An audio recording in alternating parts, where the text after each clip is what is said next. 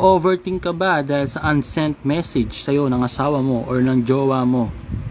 Diba? Dahil hindi mo ito nabasa. So may paraan na tayo dyan para hindi ka na mag-overthink at di ka na mag-isip kung ano ba yung chat sa'yo. Kasi diba nakaka-overthink talaga tong mga ganito. So una, punta ka ng settings. Punta ka muna ng settings, gawin mo muna to. So hanapin mo yung notification.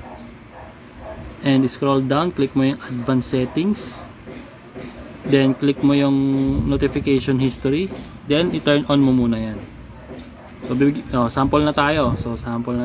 Halimbawa itong account ng asawa ko, ito kasi yung account kong isa. So dalawa kasi yung messenger namin dito.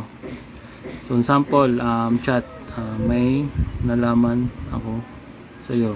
Grabe ka. So halimbawa yan yung chat sa iyo ng asawa mo, tapos hindi mo nabasa kasi dinilit niya, ni-remove or in-unsend message niya. So hindi mo na siya mababasa. So paano mo siya malalaman? Yun yung tinuro ko kanina, i-on mo yun. So pupunta ka ulit doon. Settings, then yung notification, then scroll down, advanced settings, show notification history, then makikita mo. May nalaman ako sa iyo, mababasa mo yung notification. Pero kung titignan mo siya sa messenger, burado na siya. So yun lang.